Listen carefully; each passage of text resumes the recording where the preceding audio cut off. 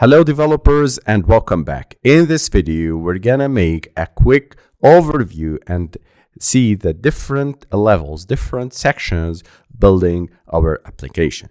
Our application is AWS e-commerce app, Android Compose, and iOS. By the way, it's part 4 from the complete Android developer course series. In the first section, we're gonna make a quick introduction. So we set the foundation for the course. You'll understand what we're building, a fully functional AWS-powered e-commerce application, Android app, and get a clear overview of tools, architecture, and technologies we'll use throughout the journey. We're going to introduce the final app demo, the e-commerce app roadmap, Amazon Web Services, and so on. Then we're going to move to part 2, which is AWS Cloud. In this section, we will introduce you to the core AWS services used in the app. You'll learn how cloud architecture work and how services like AppSync and Amplify fit together, and how to prepare your backend environment.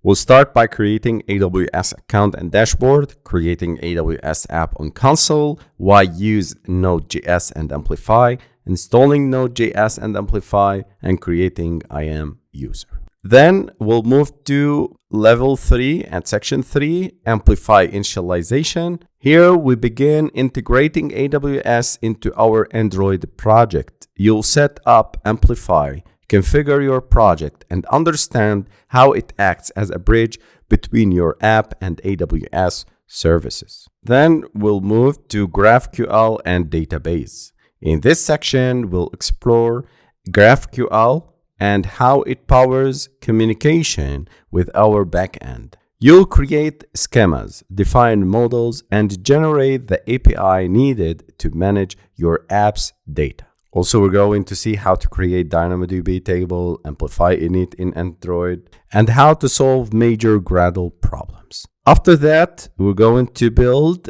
our core UI by creating product UI data class, product item, and products list screen. You'll design the product list and basic screens using Jetpack Compose while structuring your UI to work seamlessly with backend data. Then we'll move to data store and offline sync. In this section, we're going to focus on an Amplify data store. You'll learn how to store data locally, sync it with the cloud, and build apps that work even without an internet connection. Also, we're going to see how to save products via API and then move to saved products via data store. In section number 7, we're going to see how to integrate AWS S3 for handling media. You'll learn how to upload, retrieve, and manage images or files, which is essential for product-based applications. You'll learn about S3 buckets, how to add S3 to app, how to upload and receive data from S3. In section number 8, we're going to see the view model and data flow. In this section, we structure the app using MVVM architecture. You'll manage state, handle data flow, and connect your UI to backend data using view models.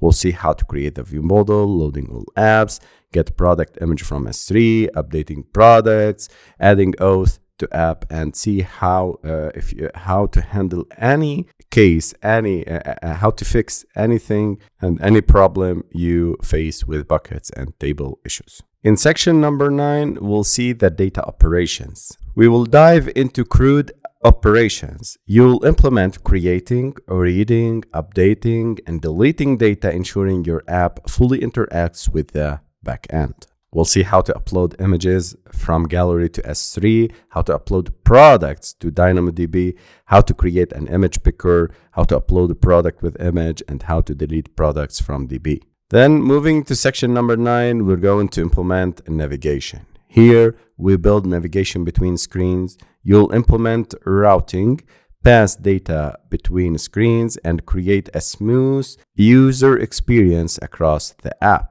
The real-time observers in section number 11. This section introduces real-time updates.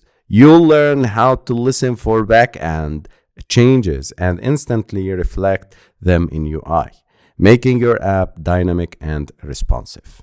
Moving to section number 12, the cognito authentication. In this section, we implement user authentication. You'll add sign up, login, and session handling using Cognito to secure your application. Moving to section number 13, auth integration. Here we connect authentication with the rest of app. You'll control access, protect the screens, and ensure only authenticated users can interact with certain features. Then we'll move to section number 14, app improvements.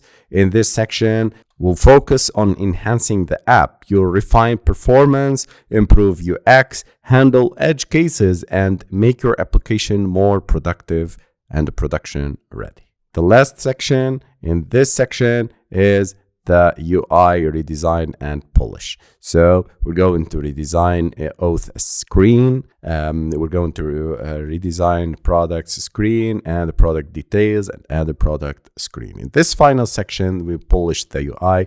You'll refine layouts, improve visual, and apply best practices to deliver a clean, modern, and professional app design. So this is a quick overview about what we're going to see in our application and we're going to see in our course. So this would be a professional and a complex course. So I want from you to focus with me, take note, and be ready to start and publish your own e-commerce application on Play Store.